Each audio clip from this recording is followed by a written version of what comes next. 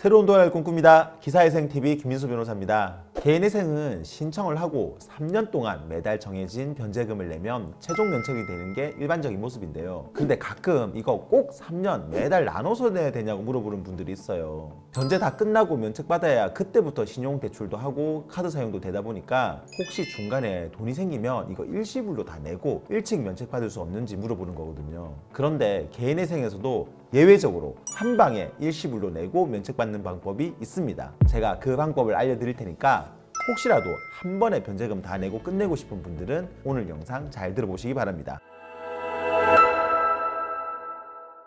앞에서 설명드린 것처럼 개인회생은 변제 기간 동안에는 꾸준히 매달 정해진 월 변제금을 내고 최종 면책을 받는 게 일반적인 모습이지만 일시변제라는 제도가 있어요. 서울회생법원에서 이걸 실무준칙에 정해서 실제로 적용하고 있는데요. 그런데 일시변제가 가능하려면 우선 채무자가 회생 신청할 때 신고한 수입이나 재산이 진실해야 된다는 전제가 있어야 됩니다. 왜냐하면 신청할 때는 자기 재산 숨기고 있다가 인가되고 나서 숨겨둔 돈 가지고 일시변제 신청을 해서 빨리 면책을 받아버리면 그거는 법원이랑 채권자 모두를 속이는 게 되는 거거든요. 그래서 법원은 채무자가 일시변제 신청하면은 변제하는 그 돈이 어디서 났는지를 아주 꼼꼼하게 체크를 합니다. 실무에서 이게 가능한 케이스를 하나 소개를 드리면요. 회생 인가 받고 중간에 정년 퇴직하게 되면서 퇴직금 받은 경우에요. 정년 퇴직하게 되면 더 이상 이제 월급이 들어오질 않으니까 원칙적으로 매달 변제금 낸다는 게 어렵잖아요. 더군다나 나이가 이제 많고 건강이 좀 안 좋아서 다른 곳에 재취업하는 것도 힘들고 가진 거는 일시금으로 받은 퇴직금밖에 없다. 그러면은 일시변제가 가능합니다. 왜냐면 퇴직금 같은 경우는 회생을 신청할 때 이미 내 재산으로 신고된 거라 가지고 내가 어디다 숨겨둔 가지고 일시변제하는 게 아니거든요. 그리고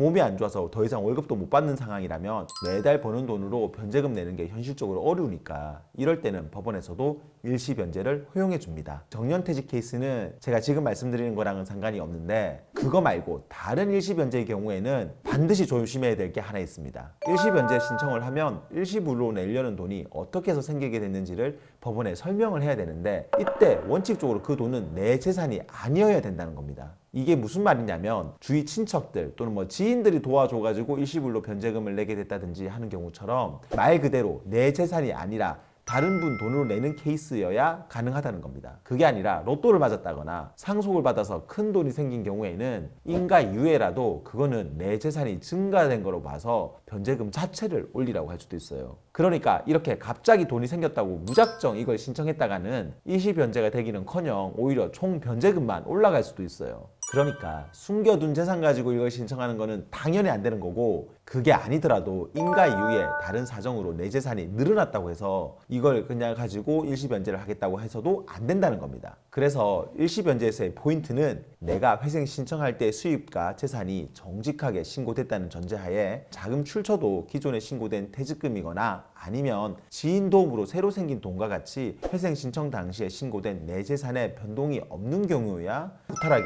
일시변제가 가능하다는 겁니다. 이렇게 이걸 신청하게 되면은 법원에서는 그 돈이 어디서 나왔는지를 관련해 가지고 금융거래 자료를 요청하고 자금 출처가 진실하다는 진술서 같은 것도 받아요. 이걸 토대로 일시변제 계획 수정안을 제출하면은 채권자들한테 이의가 없는지를 또 물어보거든요. 그런 다음에 이제 법원에서는 최종 결정을 하고 허가가 되고 나면은 이제 남은 변제금을 한 방에 다 내고 회생을 마무리하게 되는 거죠. 이렇게 했을 때 가장 큰 장점은 뭐냐? 면책 신청을 바로 할 수 있다는 겁니다. 보통은 회생 신청하고 변제금을 다 내는 이 3년이 지나야 면책 신청을 할 수가 있는데 이걸 하게 되면은 바로 돈 다 내고 면책을 받고 신용거래도 할 수 있게 되는 거죠.